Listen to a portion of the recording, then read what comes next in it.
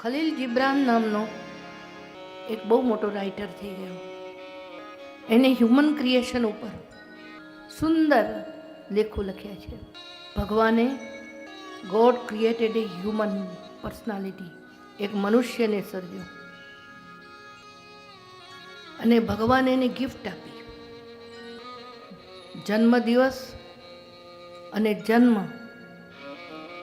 આ બંને દિવસે આપણને ગિફ્ટો મળે છે. વેરી એસેન્શિયલ ગિફ્ટ્સ, ઘણી બધી ગિફ્ટ ભગવાને આપી. કારણ કે પ્રભુએ પોતાની લીલા માટે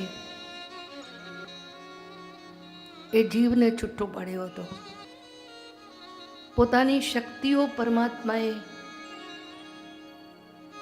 થોડો થોડો અંશે જીવાત્માને ગિફ્ટમાં આપ્યો. જે ભગવાનના 5 એલિમેન્ટ્સ હતા, પૃથ્વી, જળ, તેજ, વાયુ, આકાશ, એમાંથી એક સુંદર હ્યુમન બોડીનું નિર્માણ કર્યું. એને રહેવા માટે ઘર આપ્યું. આપણે બોલીએ છીએ ઘરનું ઘર. વાય 2 times ઘરનું ઘર? અમારું ઘર છે એમ કહેવાય તો ચાલે, અમારું ઘરનું ઘર છે.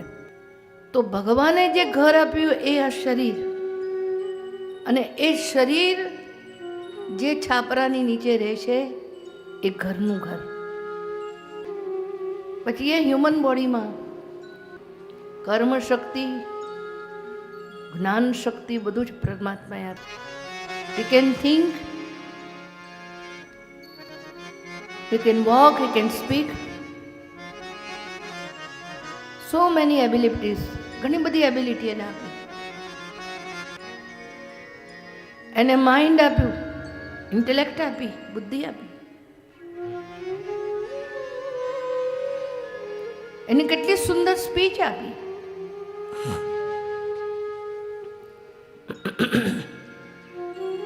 અને પછી હાથમાં એક પ્યાલો આપ્યો. આ પ્યાલાની અંદર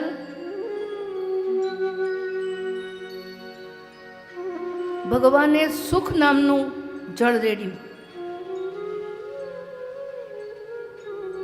અને એ માનવને સમજાવ્યું, જો આમાં સુખ નામનું જળ છે, પણ આ સુખ નામના જળને જ્યારે કાળનો સ્પર્શ થશે,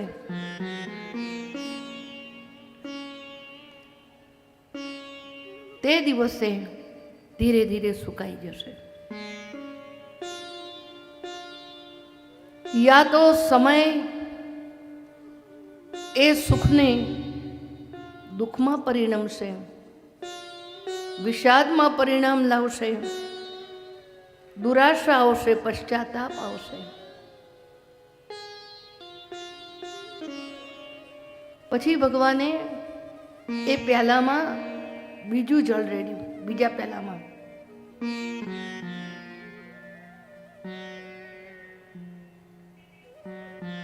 અને એમાં દુઃખનો એક તરંગ મૂક્યો. અને ત્યારે ભગવાને એને સમજાવ્યું કે આ પ્યાલાનું જળ પીશે ને ત્યારે તને પહેલા પ્યાલાના અમૃતત્વનો ખ્યાલ આવશે.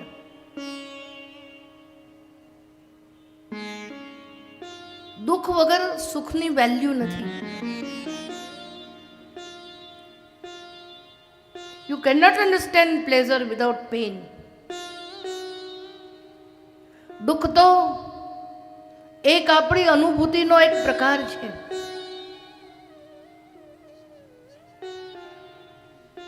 સુખ એક સુવાળી સેજ છે. જો આપણને બધું ઠંડુ ઠંડુ મળે, સુવાળું મળે તો આપણે ઊંઘી જઈએ, પણ કાંટા જ ભોગાતા રહેતો, મચ્છરો જ કર્યા કરે તો ધ હોલ નાઇટ આપણે જાગ્યા કરીએ છીએ. સુખ એ ખોડાવી દે છે અને દુઃખ આપણા અસ્તિત્વનું સતત ભાન કરાવ્યા કરે છે.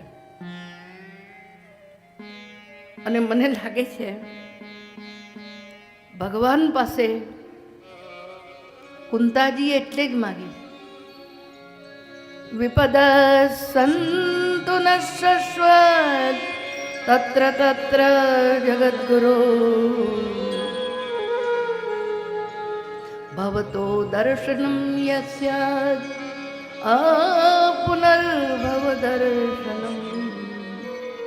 હે ઈશ્વર, હે કૃષ્ણ, હું તમારી પાસે ભીખ માંગુ છું. પ્લીઝ મને દુઃખ આપો. એક વાર નહીં, બે વાર નહીં, વારંવાર આપો. ડોક્ટર ક્યારે આવે?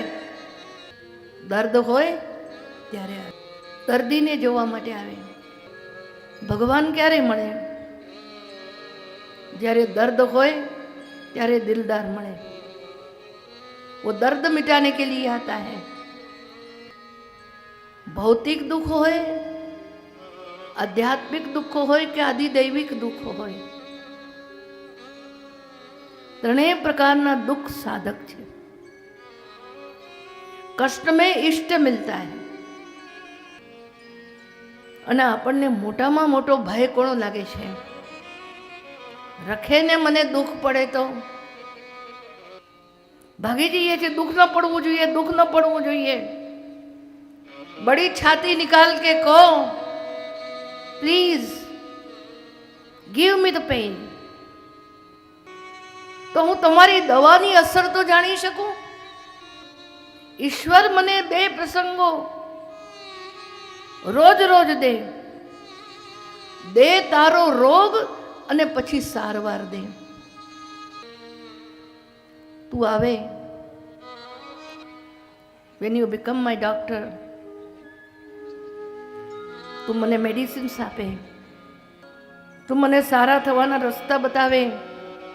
અને સૌથી મોટી મેડિસિન તો એ છે કે તું જ્યારે મારા માથા ઉપર હાથ મૂકે, when you love me, તું મને આલિંગન આપે, એમ્બ્રેસ કરે, તું મને તારા ચરણોની રજ બનાવે, તારું સાનિધ્ય આપે. પણ જ્યારે દુઃખ હશે તો આ સાનિધ્યની વેલ્યુ છે. મિલનમાં હોય છે પડદા, જુદાઈમાં નથી હોતા. અને ત્યાર પછી આ ખલીલ જિબ્રાન લખે છે, પછી ઈશ્વરે એના હૃદયમાં એક પ્રેમાંકુર વાવ્યો, અ સીડ ઓફ લવ.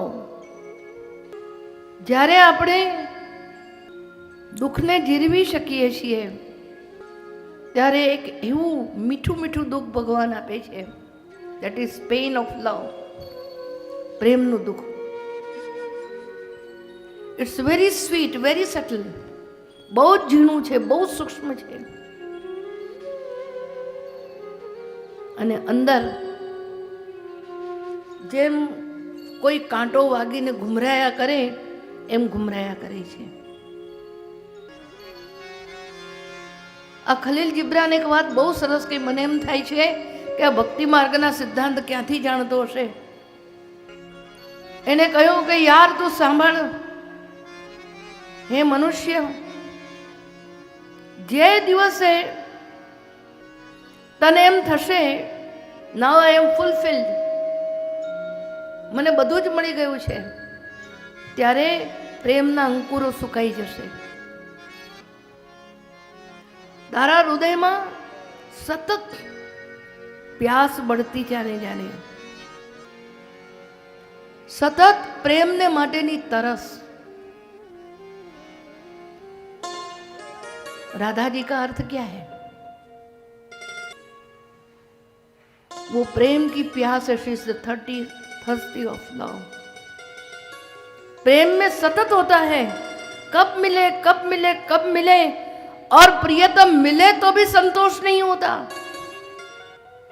तो पण એને પલકાંતર વિયોગ થાય છે, એને પ્રત્યક્ષ વિરહ થાય છે. એટલે એક બંગાળી મહાત્માએ પ્રેમ પત્તનમ નામનો એક ગ્રંથ લખ્યો છે, પ્રેમ કી નગરી. આ પ્રેમની નગરીના એને લક્ષણો આપ્યા છે. યત્ર અતૃપ્તિ એવ તૃપ્તિ. જ્યાં કોઈ દિવસ મન ધરાય જ નહીં. બાકી એક વાત જોજો, આપણે બહુ ગમતી વસ્તુથી પણ ધરાઈ જઈએ છીએ, બહુ ગમતી વ્યક્તિ રોજ રોજ મળે ને તો પણ થોડા દિવસમાં એમ હવે બેઠા છે ને બેઠા છે ને બેઠા છે ને, એની વેલ્યુ ચાલી જાય છે. એટલા માટે માણસો પોતપોતાના વ્યવસાયમાં હોય પછી યાદ રહે છે કે ક્યારે મારા પતિ આવે, ક્યારે આવે. પ્રતીક્ષા એ પ્રેમની પ્યાસ છે.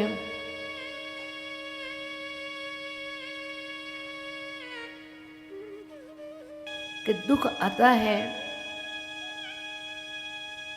तो सुख की वैल्यू, सुखना मूल्यों समझाय છે. એટલા માટે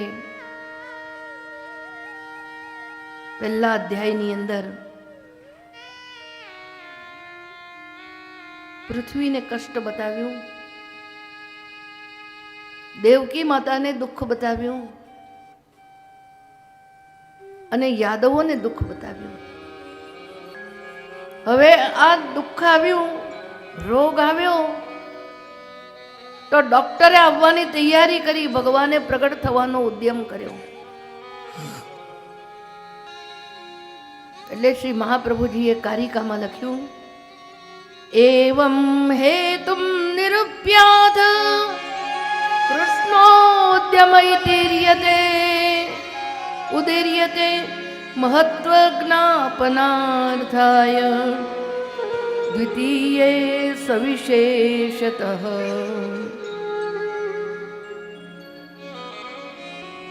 ભગવાને પ્રગટ થવાનો પોતે જ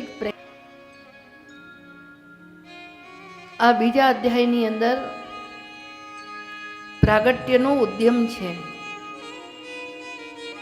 પ્રગટ થતા પહેલા જરૂરી હતું કે જીવોને પ્રભુનું મહત્વ સમજાય,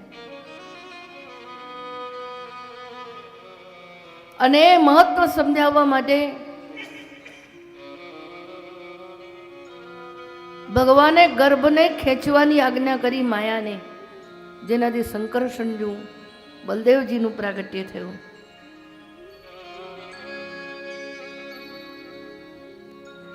બીજા પ્રાગટ્યમાં ભગવાને પ્રયત્ન કર્યો નથી, એવો પ્રયત્ન આ પ્રાગટ્યમાં કર્યો. વસુદેવજીના મનમાં પ્રવેશ કર્યો. એટલે વસુદેવજી એટલા બધા દેદીપ્યમાન તેજસ્વી બન્યા.